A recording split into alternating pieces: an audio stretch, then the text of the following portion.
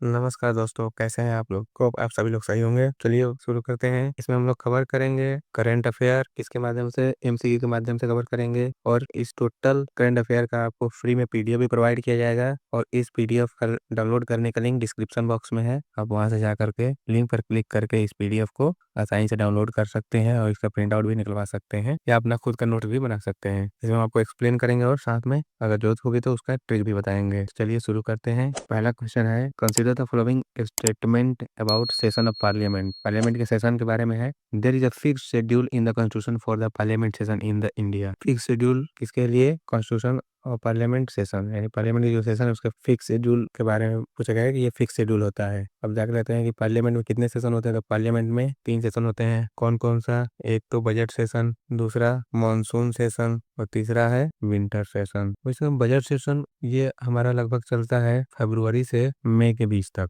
और monsoon session जुलाई से सितंबर के बीच तक, और ये जो विंटर सेशन है ये लगभग रहता है नवंबर एंड दिसंबर। और ये चर्चा में क्या कि अभी ही 1 नवंबर से 19 नवंबर के बीच 15 दिन वर्किंग डेज के लिए विंटर सेशन का आरंभ होना है, यानी 1 दिसंबर से 19 दिसंबर। तो हमने क्या देखा कि बजट इसमें सेशन कितने, पार्लियामेंट में सेशन कितने होते हैं? 3 session, budget session, monsoon session, winter session. इसमें सबसे लंबा कौन सा होता है? फरवरी से मई, ये सबसे लंबा होता है। फरवरी, मार्च, अप्रैल में लगभग 4 मंथ का इसमें टाइम ड्यूरेशन होता है। ये सबसे लंबा सेशन होता है। इसी में बजट और इसे टैक्स वगैरह से रिलेटेड जितने भी बिगर डिस्कशन होते हैं इसी में किए जाते हैं। तो इस बार ये 1 से 19 रखा गया है। हर एक साल चेंज होता रहता है, तो इसीलिए फिक्स शेड्यूल नहीं है। ये हमारे कॉन्स्टिट्यूशन में फिक्स शेड्यूल की कोई बात नहीं की गई है। बस ये बात कही गई है कि 3 सेशन होते हैं। तो there is a fix schedule, ये गलत हो गया। The winter session is the biggest and the most important session of the Indian parliament. नहीं, विंटर सेशन तो केवल 2 मंथ का ही होता है, नवंबर दिसंबर। तो कौन सबसे है? 4 मंथ का है। ये पहला सेशन बजट सेशन जो फरवरी से लेकर के मई तक चलता है, तो ये भी गलत हो गया। यानी कि बजट सेशन सबसे बिगेस्ट और इम्पोर्टेंट सेशन होता है। तो इसमें कौन सही होता है? Neither 1 nor 2। अगला क्वेश्चन देखते हैं। The state election commission is responsible for. State election commission के बारे में बात की जा रही है। तो स्टेट इलेक्शन कमीशन का क्या काम है? तो यह क्या करता है कि इलेक्शन टू द म्यूनिसिपैलिटीज, हाँ ये म्यूनिसिपैलिटी में इलेक्शन करवाता है। इलेक्शन टू द पंचायत, ये पंचायत में भी इलेक्शन करवाने का काम करता है। Election to the municipal corporation, इसमें भी म्यूनिसिपल कॉर्पोरेशन में भी यह इलेक्शन करवाने का काम करता है। Election to the district council, district council में भी यह इलेक्शन करवाता तो है, लेकिन कुछ नॉर्थ ईस्ट के स्टेट हैं जिनको स्पेशल स्पेशल स्टेट की या स्पेशल स्टेट की दर्जा प्राप्त है, या यूं कह लीजिए उन्हें स्पेशल प्रिविलेज मिला हुआ है, जो कि 6 शेड्यूल में उनके स्पेशल प्रिविलेज को मेंशन किया गया है। तो 6 शेड्यूल में उनके होने की वजह से उनको खुद का जो है अपना ऑटोनोमस डिस्ट्रिक्ट काउंसिल बनाने का, एआईडीसी जिसको बोलते हैं, ऑटोनोमस डिस्ट्रिक्ट काउंसिल बनाने का उनको यह प्रोविजन है। तो ये election to the district council ये सही नहीं होगा। तो हमारा कौन कौन सही है? फर्स्ट, सेकंड एंड थर्ड में कौन सा होगा? बी इज द करेक्ट है। नेक्स्ट क्वेश्चन देखते हैं। The original constitution, original constitution जब कोई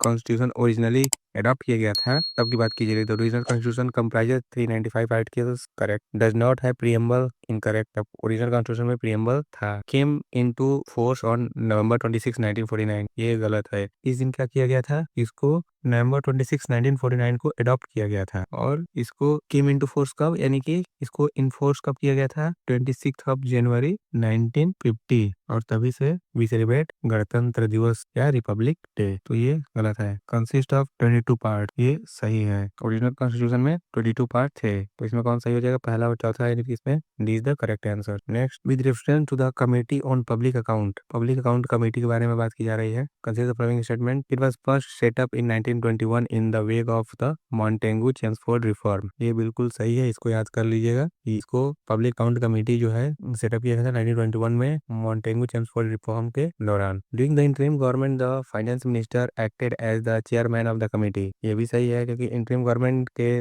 दौरान जो है फाइनेंस मिनिस्टर जो चेयरमैन नहीं थे, वो एक्ट कर रहे थे as a chairman of the committee. वो चेयरमैन नहीं बनाए गए थे, लेकिन वो एक्ट कर रहे थे as a chairman of the committee. तो ये सही है, ये सही है। Public account committee is now constituted every second year, ये रॉन्ग है। पब्लिक अकाउंट कमेटी, इसको याद कीजिएगा कि ये एवरी ईयर ये कॉन्स्टिट्यूट होता है, not every second year. Every year constitute होता है, तो third is the wrong. It consist of not more than 30 member all from Lok Sabha, ये भी रॉन्ग है। दोनों स्टेटमेंट रॉन्ग है। ना तो इसमें 30 मेंबर होते हैं और नहीं केवल लोकसभा से। इसमें कितने होंगे? 22 मेंबर्स होते हैं, और from both of the Lok Sabha and Rajya Sabha. ये 22 मेंबर में से 15 मेंबर्स जो है लोकसभा से इलेक्टेड मेंबर होते हैं, इलेक्टेड मेंबर फ्रॉम लोकसभा, और बाकी बचे 7 मेंबर ये कहाँ से होते हैं, राज्यसभा से। तो ये 7 मेंबर कहाँ से, राज्यसभा से। और इनका सिलेक्शन कैसे होता है, तो इनका सभी का सिलेक्शन होता है principle of proportional representation by means of single transferable vote. किसके, proportional representation by means of single transferable vote. इसको याद करिए, proportional representation by means of single transferable vote. ठीक, तो इसमें कौन पहला सही है, दूसरा सही है, तो इसमें करेक्ट आंसर हो जाएगा B, only two. All citizen shall have the right, next question है, all citizen shall have the right to freedom of speech and expression, ये सही है। To assemble peacefully and without arms, ये भी सही है। To bear arm for self defence, ये wrong है। To refuse to pay taxes as a form of protest, ये भी रॉन्ग है। पता चला किसी को टैक्स देने का मन नहीं किया तो प्रोटेस्ट करने लगा और कहेगा कि फिर हम प्रोटेस्ट कर रहे हैं इसलिए हम टैक्स नहीं पे करेंगे, बिल्कुल रॉन्ग थिंग है, कॉमन सेंस की बात है। टू फॉर्म एसोसिएशन और यूनियन, ये सही है। To move freely through the territory of India, ये भी सही है। 1 2 5 6, option D is the correct answer, 1 2 5 6। Next question, the forest advisory committee is a statutory body under the forest advisory committee। पहली चीज, this is the statutory body and comes under which Forest Conservation Act 1980,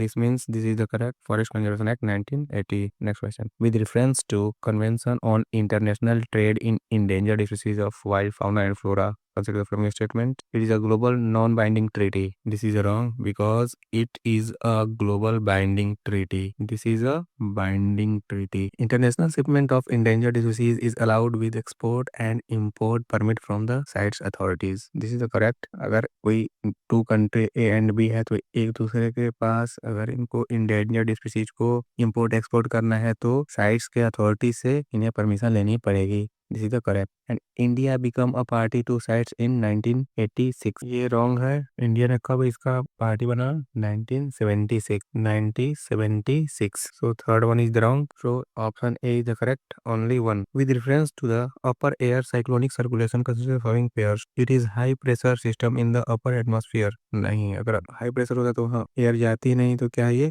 low pressure system in upper stratosphere, क्या है low pressure system, upper stratosphere में low pressure system होता है। In this region air circulate counter clockwise in the northern hemisphere, ये सही है, air circulate कैसे होती है, counter clockwise, so option B is correct. Next question, with reference to the hygroscopic cloud consider the following statement, they typically appear during the pre monsoon period and through out the monsoon, ये सही है। Actually hygroscopic cloud वो cloud होते हैं जिसमें moisture content maximum होता है, moisture content कब मैक्सिमम होगा, या तो मानसून के शुरुआती दौर में या फिर मानसून के ड्यूरेशन में, that is called hygro. Hygro like water से समवॉट रिलेटेड टू वाटर, और हाइग्रोस्कोपिक क्लाउड्स तो मॉइस्चर कंटेंट मैक्सिमम, मॉइस्चर क्या है इस दौरान मैक्सिमम होता है, इसीलिए क्लाउड सीडिंग के दौरान हाइग्रोस्कोपिक क्लाउड का होना जरूरी है, नहीं तो रेन नहीं हो पाता है। This clouds are form due to the freezing of water vapour, नहीं वाटर वेपर के फ्रीजिंग से नहीं बनता है, ये वाटर जो एयर होता है ये किससे बनता है, form due to cold air से बनता है, या फिर आइस